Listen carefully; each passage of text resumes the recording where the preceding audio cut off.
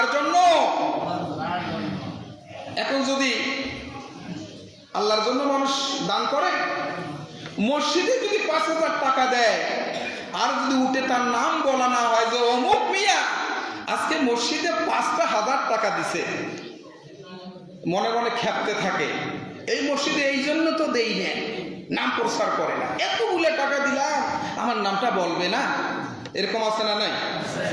সভাতে 5,000 টাকা দিলে যদি বলা হয় সভাপতি সভাপতি জিন্দাবাদ জিন্দাবাদ 5,000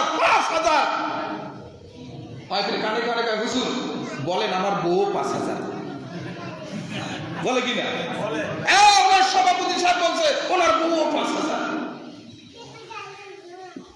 আল্লাহর জন্য হলো না মানুষের জন্য হলো? মানুষের জন্য হয়নি। আমাদের দিন এই সব দানবীরকে যখন বলা হবে যে দানবীর কাছে আসো, তোমার সঙ্গে কিছু বোঝাপড়া আছে, তুমি কি জন্য দান করেছো? লোককে বলবে রব্বুল আলামিন আমি তোমাকে খুশি করার জন্য, জান্নাতে যাওয়ার জন্য আমার ধন সম্পদ থেকে দান করেছিলাম। রব্বুল আলামিন বলবেন এসব বাজে কথা রাখো, আমি তোমার মনের খবর শুদ্ধ জানি, আমি দেখেছি, আমি খোঁজ নিয়েছি, তুমি যখন দান করেছো মারহাবা পাওয়ার জন্য মানুষ তোমাকে দানবীর বলবে, মানুষ তোমার নামে স্লোগান দেবে, এই জন্যই তুমি দান করেছিলে, আর মানুষ তো দুনিয়াতেই তোমাকে মারহাবা দিয়েছে, দানবীর বলেছে অমুক মিয়া জিন্দাবাদ জিন্দাবাদ। আজকে সেই দানের জন্য কোনো ফায়দা তুমি আমার কাছে পাবে না, যা পাওয়ার দুনিয়ায় তুমি পেয়েছিলে, আজকে চলে যাও ডাইরেক্ট অতল তলদেশে, যেখানে জাহান্নাম দিয়ে ভর্তি করে রেখেছি, জাহান্নামের অতল তলদেশে এই লোকটি চলে যাবে। এজন্য দুনিয়াতে মারহাবা নেওয়ার কোনো দরকার নাই ভাই। কেউ যদি খুশি হয়ে মারহাবা দেয় সেটা ভিন্ন কথা, খুশি হয়ে মারহাবা দিল না, আপনার মন খারাপ হয়ে গেল, এই চিন্তা ভাবনা কখনো নিয়ে আসবেন না। আপনারা কি আমার কথায় রাগ করছেন? মন খারাপ হয় নাকি? মন খারাপ হলে আস্তে করে আমাকে বলবেন, আমি ডাইরেক্ট চলে যাব। মন খারাপ করবেন না। আমি যখন কথা বলি ডাইরেক্ট কোরআন এবং হাদিস থেকে কথা বলি, বিশ্বাস করুন গল্প বলার জন্য বানিয়ে একটি কথাও বলি না। কিয়ামতের দিন আমি যদি কোরআনের বাইরে একটি কথা বলি, আগুনের কাশি দিয়া আমার জিহ্বা কেটে নেওয়া হবে। কি দরকার ভাই? আমি তো জান্নাতে যেতে চাই, জান্নাত আমরা যেতে চাই না? এই কথাগুলি শোনার পরে যে মন খারাপ করবে, ওই সালমান এফ রহমানের অসুখ তারেও ধরেছে। কি বলেন? যে হাদিসে তো সমস্যা আছে, কোরআনেও কিছু কিছু আছে, অত না, বেটা কত খারাপ। আবু জেহেল দেখি নাই, আবু সুফিয়ান দেখি নাই, উতবা শাইবা, এগুলোকে দেখি নাই, কিন্তু আমার জামানা এসে সালমান এফ রহমানের মতো আবু জেহেলের বাবাকে দেখেছি আমরা। ও বেটার ফাঁসি চাই, কোরআন অবমাননা করেছে, ও বেটার ফাঁসি চাই। কি বলে? ফাঁসি ওকে দিতেই হবে। এটা তাওহীদি জনতার দাবি, যে কোরআনের বিপক্ষে কথা বলে, যে আল্লাহর বিপক্ষে কথা বলে, ফাঁসি ছাড়া অন্য কোন শাস্তি তার হতে পারে না। কি বলে? বেশি বললাম? কথা শক্তভাবে বলবেন, চাকরি থাকলে থাক, না থাকলে নাই। কি বলে? রিজিকের মালিক কে? আপনারা আমাকে 6,000 দেন মনে করেন বহু কিছু না, আমার আল্লাহ আমাকে এর চেয়ে অনেক বেশি দেওয়ার জন্য সদা প্রস্তুত হয়ে আছেন। আপনাকেও তাই। রিজিক আল্লাহ পাকের কাছে চান, কোন সাহেবের কাছে নয়, কারো কাছে মাথা নত করবেন না, মাথাটা আল্লাহর কাছে নত করে দেন। দেখেন না রিজিক কারে বলে, আমি এর প্রমাণ। যা চাই এর থেকে বেশি পাই, আল্লাহ কোথা দাও তুমি জানো। নামাজ পড়ুন, তাহাজ্জুদ পড়ুন, কান্নাকাটি করুন, কি দরকার আপনার? যা চান তার চেয়ে অনেক বেশি আল্লাহ আপনাকে দিয়ে দেবে। বিশ্বাস হয়? মায়ের গর্ভে কে খাইতে দিয়েছে ভাই? আল্লাহ খাইতে দেয় না?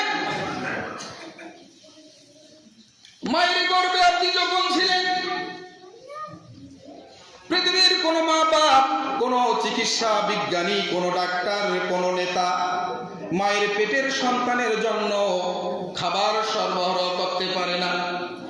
ব্যবস্থা আল্লাহ পাক রব্বুল আলামিন করেছেন। মায়ের নাভির সঙ্গে আর সন্তানের নাভির সঙ্গে একটি তার সেট করে দিয়ে মায়ের মাসিক ওষুধ দিয়ে তিল তিল করে আপনাকে আমাকে বড় করেছে। রক্তটা মুখে লাগায় নাই, নাপাক রক্ত মুখে লাগলে পরে মুখটা নাপাক হয়ে যেত, নাভির ভেতর দিয়ে পাস করে দিলেন। আল্লাহ পাক রব্বুল আলামিন বুঝাতে চাইলেন যে বান্দা, আমি তোমার মুখখানা পবিত্র রেখে দিলাম যাতে করে এই দুনিয়ায় আসার পরে আমার পবিত্র বানানো মুখখানা দিয়ে আমি আল্লাহর নামের জিকির করতে পারো। লা ইলাহা ইল্লাল্লাহ, লা ইলাহা ইল্লাল্লাহ, লা ইলাহা ইল্লাল্লাহু মুহাম্মাদুর রাসূলুল্লাহ। এরপরে দুনিয়াতে এলেন। আল্লাহ রাব্বুল আলামিন বলেন, তুমি কি খাবে দুনিয়াতে গিয়ে? তুমি পৃথিবীতে আসার 6 মাস পূর্বে তোমার মায়ের মুখের মধ্যে তোমার খাদ্য গরম করে আমি রিজার্ভ করে রেখে দিয়েছি। সেই দুধ শুধু দুধ নয়, এর মধ্যে ভিটামিন আছে, এর মধ্যে ক্যালসিয়াম আছে, এর ভিতরে সমস্ত রোগের প্রতিষেধক মেডিসিন আমি আল্লাহ রাব্বুল আলামিন দিয়ে দিয়েছি। রাব্বুল আলামিন বলেন, মায়ের দুধের মধ্যে, মায়ের স্তনের ভিতরে একটি যদি ছিদ্র দিতাম, তুমি চোষা মারলে পরে একসঙ্গে অনেকগুলি দুধ বেরিয়ে এসে তোমার কচি কণ্ঠ আটকে যেত, তুমি শ্বাস নিতে পারতে না। এজন্য আমি আল্লাহ রাব্বুল আলামিন মায়ের স্তনের ভিতরে একটি দুটি নয়, সূক্ষ্ম সূক্ষ্ম 32টা ছিদ্র করে আস্তে করে দুধ বের করে আমি আল্লাহ রাব্বুল আলামিন তোমার জীবন বাঁচিয়েছি।